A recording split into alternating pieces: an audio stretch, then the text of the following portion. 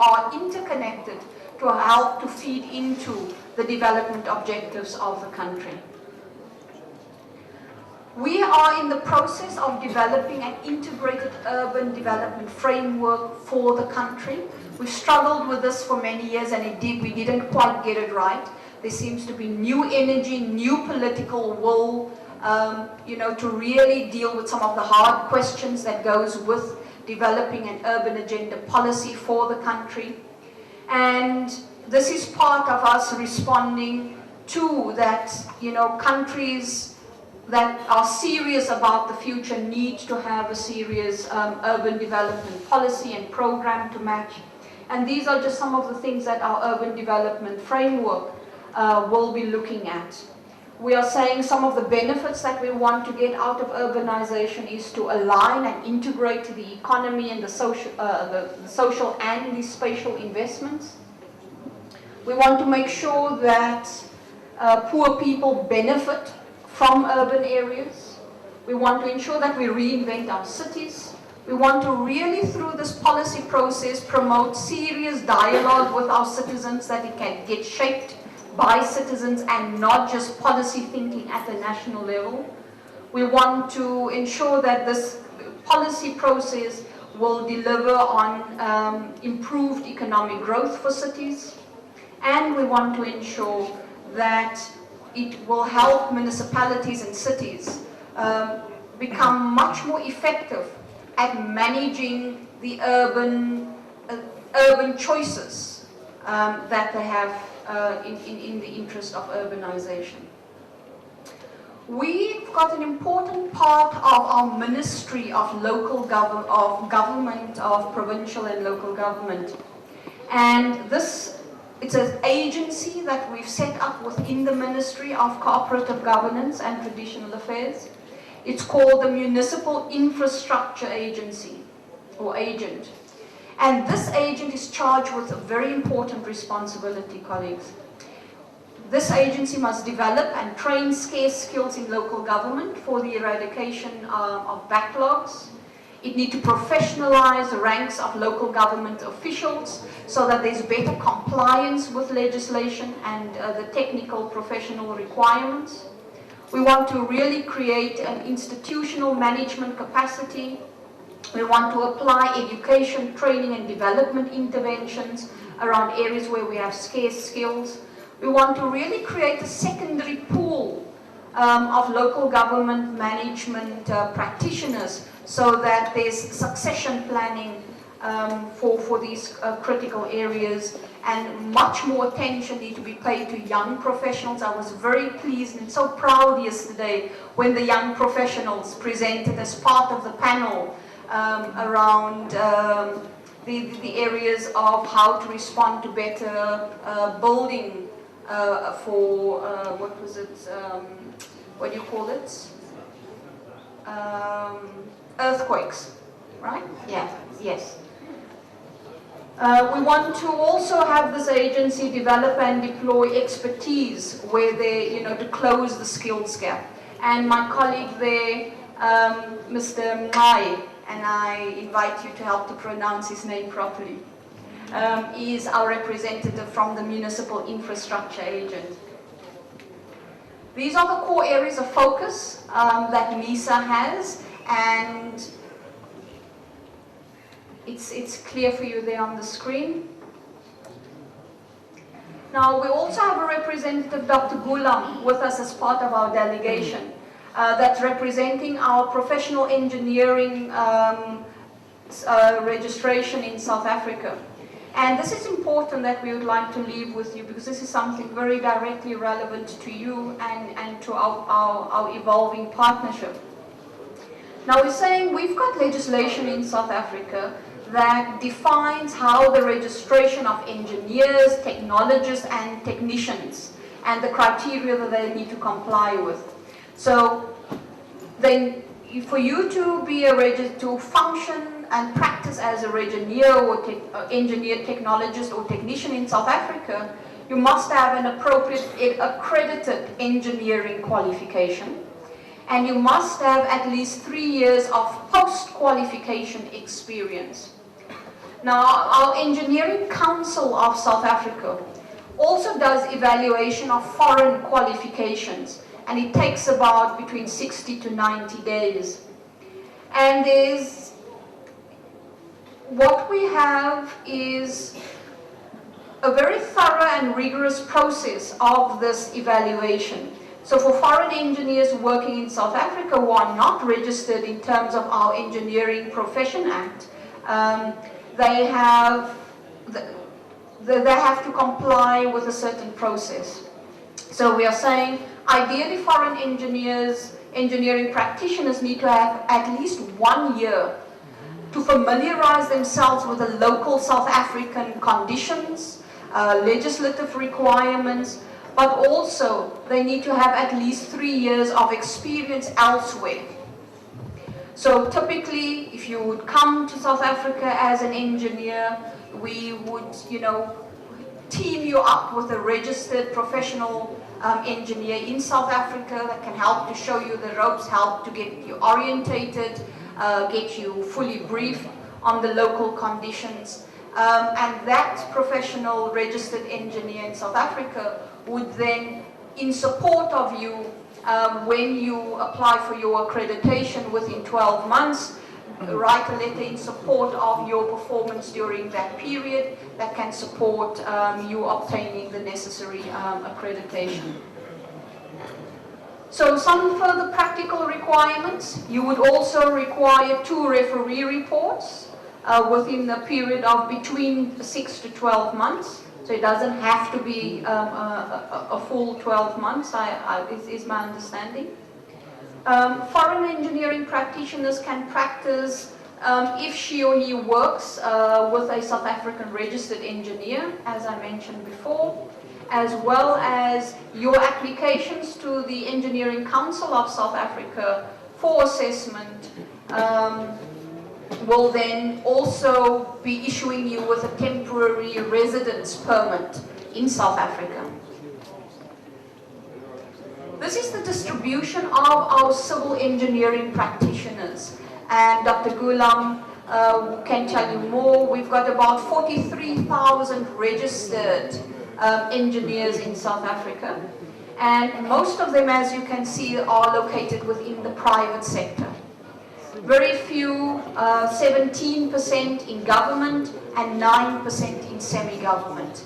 And you can clearly see how this picture relates with our major areas of skill gaps that we've got in government as well. So we're looking forward to you coming to help us make this picture look different, whilst we are still developing at scale and at mass larger numbers of engineers within the South African citizens as well. You are ready.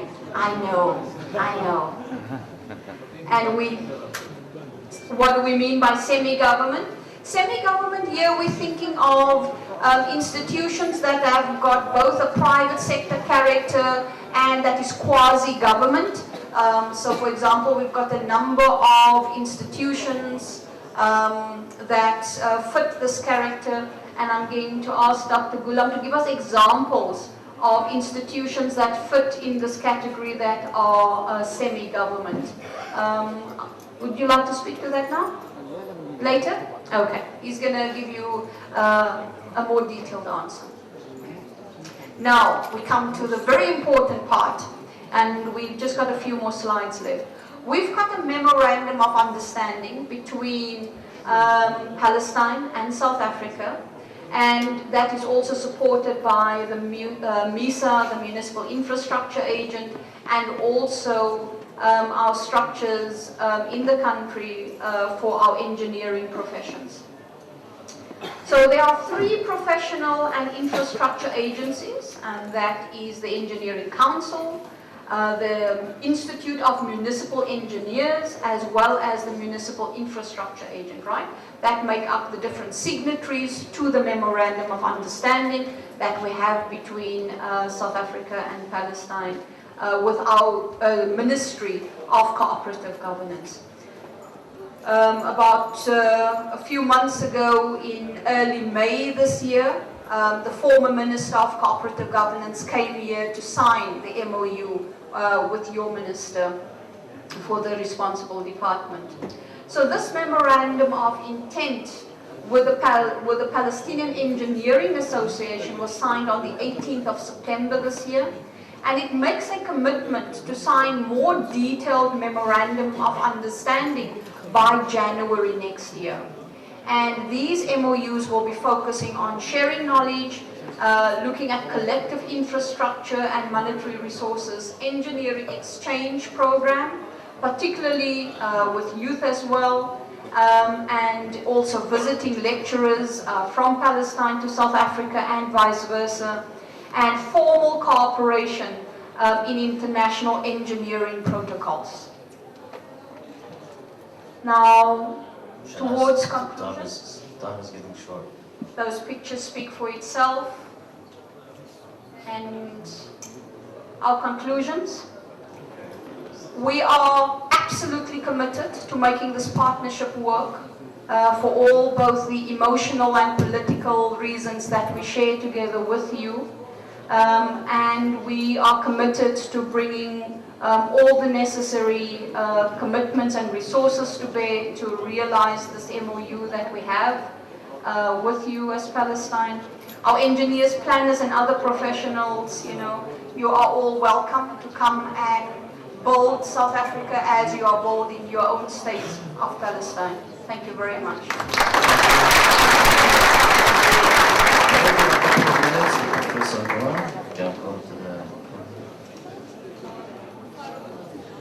Faroon, would you like to just quickly answer the question? Quick few seconds. Is there? Would you like to speak as loud as you can? We can get the microphone just.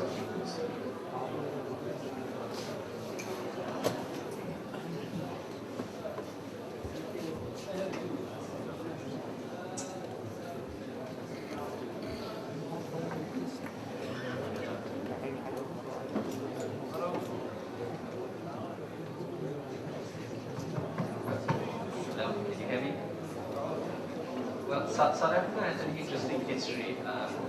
You will recall that some of the companies that existed in South Africa were started off as state-owned companies. I'll use one example. If you look at the history of Telkom, which is our telephone service in South Africa, it has over the years become somewhat privatized. So you would refer to that as a semi-government kind of structure within South Africa. Do you have similar structures in this country? Do you have such structures? Hello? It's on? Yes? Okay. Yeah, ESCOM as well. We have electricity supply through a company called ESCOM. لو سمحتوا يعني الأسئلة بنخليها بعدين بعد ما هذا في أسئلة ف reserve your questions for يعني later on. We'll give you a few minutes. The second presentation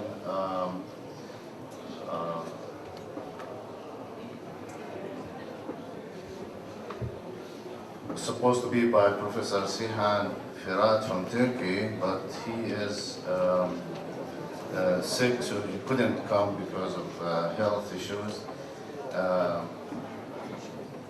Professor Sihan is a specialist in the area of liquefaction, construction, and road sub-base by waste materials. He is an author of numerous publications, more than 80 publications in the area of soil and reuse of materials. He also is an editor of international workshops on earthquake and sustainable materials, and a co-editor of the first international conference and exhibition on application of efficient and renewable energy technologies in low-cost buildings. اسمحونا, Dr. Abu Tayyar is going to present this paper.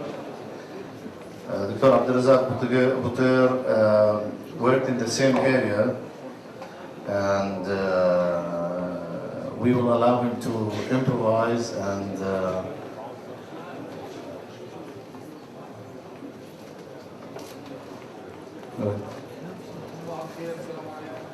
morning. Professor Sihan, since his apologies, he was actually booked to fly to Saturday night. Professor Sihan, since his apologies, he was booked on a flight on Saturday night to arrive here. Unfortunately, he was taken ill on Saturday morning and he went to hospital. So he was not released until late on Sunday, and he could not catch any flights to be with us. So he sends his apologies. You can see Professor Sihan here during a visit I met to him in Sakarya while he was a professor at the University of Sakarya before going to Gazi University in Ankara. In his presentation, I will try to give it as much due as I can, but I hope you'll appreciate this is not my work, and I only received this presentation less than 48 hours ago. He asked the question, where do we want to live? Do you want to live in this kind of environment where we have pollution, we have smoke? Another site, industrial waste coming from manufacturing, or here in tranquil, beautiful parts like they have in Turkey.